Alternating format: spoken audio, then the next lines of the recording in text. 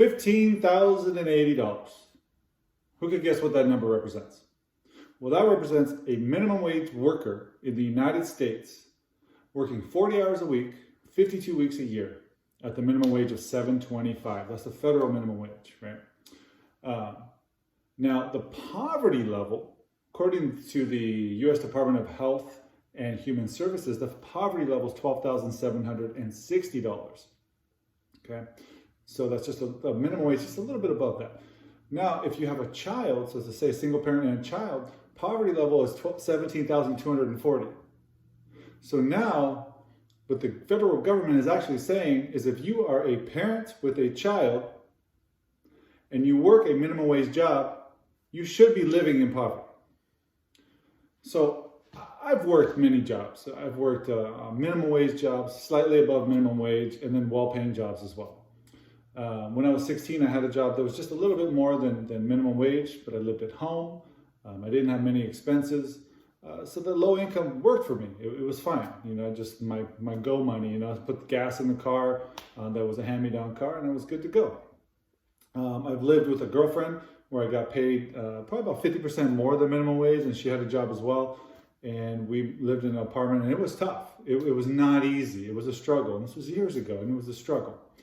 But today, with today's bills and payments that you have and taxes and fees everywhere you go, there's no way I could live off minimum wage, even if my wife had a minimum wage job, the two of us. Which is, I don't know how anybody does it. I give you much respect. I don't know how you do it.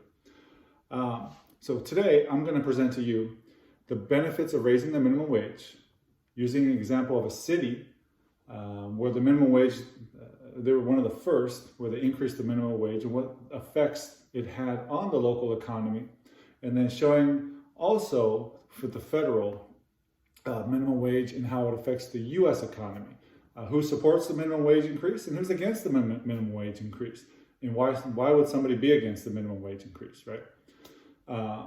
So which city has already raised the minimum wage in the U.S.? Well, we're going to talk about Seattle, Washington, okay? So Seattle, back in 2014, the city council passed a bill to raise the minimum wage from $9.19 all the way up to $15 an hour here in 2020 and 2021. The mayor of Seattle, he signed the bill when the city council passed it, and it went into effect. So the arguments have been the same for years, right? About increasing the minimum wage. So they're going to lay off workers, the prices are going to increase, and they're going to have to lay off workers, and it's just going to be a mess, right? Oh, job losses. Oh, a cheeseburger is going to be $5 instead of $1. The dollar menu's gone. All this stuff. Yeah, hogwash.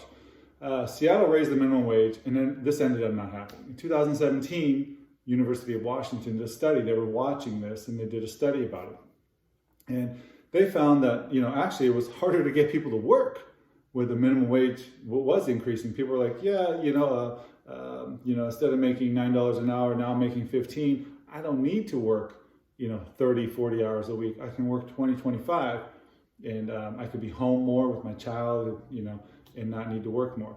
However, the more experienced workers, ones that have some more tenure in, they found, hey, I want the money, so they were working more hours. So the newer workers were like, I don't need to work so much. The more tenured workers were working a lot. Now, according to the Bureau of Labor Statistics, the number of jobs in restaurants and bars actually in the Seattle area actually increased from 134,000 to 158,000 since 2015. So you're talking 24,000 job increase in that industry during the minimum wage increase. So now the studies show that wages are either stagnant or increasing, more jobs in bars and restaurants opening, and who wouldn't want the wages increasing and the growth at the same time? So you have the wages and the growth. Well, who wouldn't want that, right?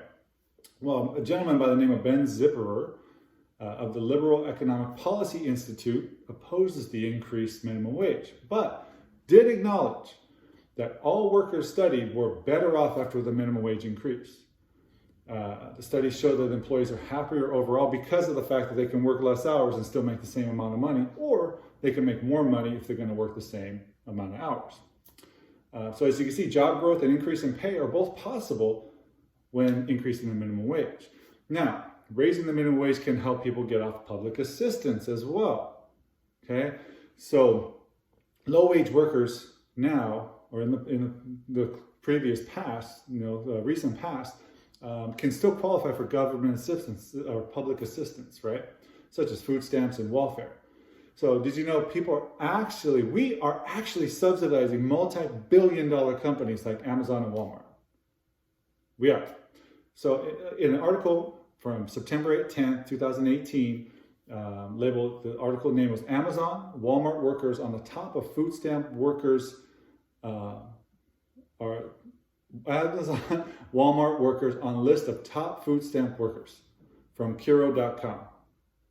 They report that the large billion-dollar companies like Amazon and Walmart are costing the federal government billions of dollars a year.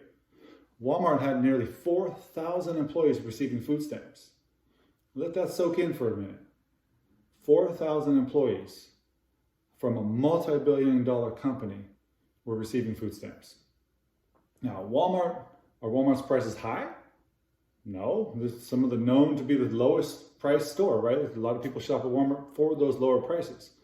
Now, in an article published in 2018, just recently, that article was published in 2018. However, just recently, on September 17, 2020, corporate Walmart.com announced that they are raising the wages for 165,000 employees, with most employees making between $11 minimum up to $30 an hour.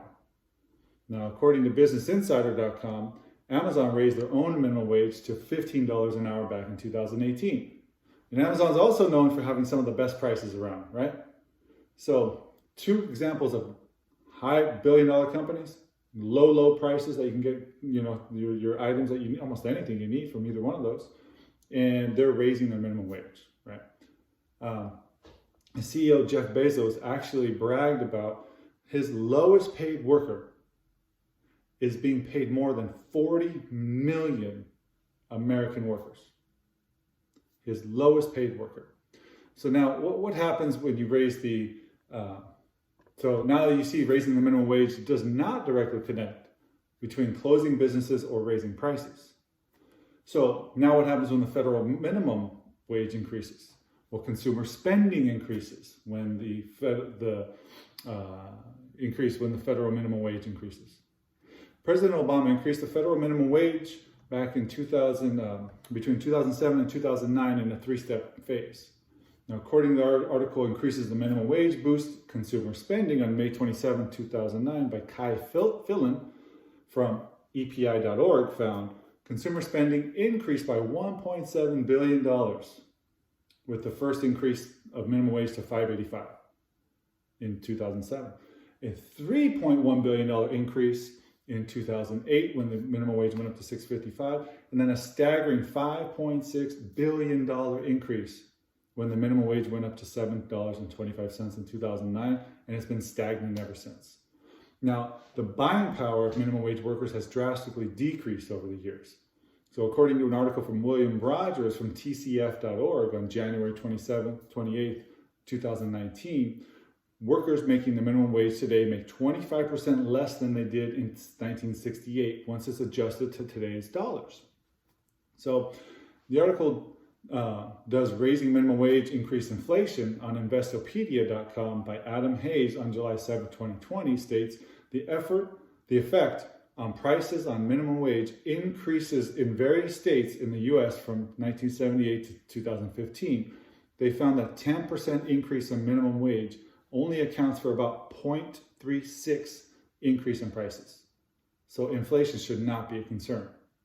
So as you can see, we need to eliminate the indirect corporate subsidies and increase the federal minimum wage. These billion-dollar companies can afford to have their employees paid a decent living wage, and even a small incremental increase in prices that may occur are worth it for all Americans to have a decent income and a decent life.